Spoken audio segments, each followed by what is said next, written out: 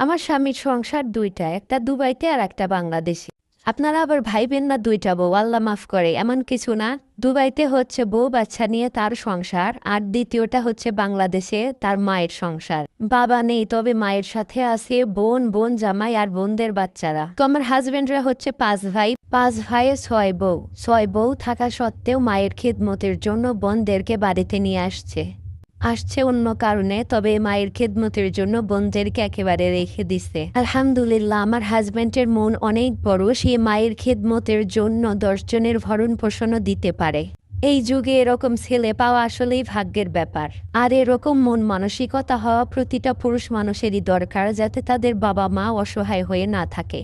আমি আল্লাহর কাছে দোয়া করি আমার স্বামী যেরকম ছেলে হয়েছে সেরকম ছেলে যেন প্রতিটা বাবা মায়ের হয়, কোনো বাবা মায়ের যেন কোনো দুঃখ কষ্ট না থাকে। আমার ভিডিওটা ভালো লাগলে অবশ্যই লাইক কমেন্ট শেয়ার করবেন।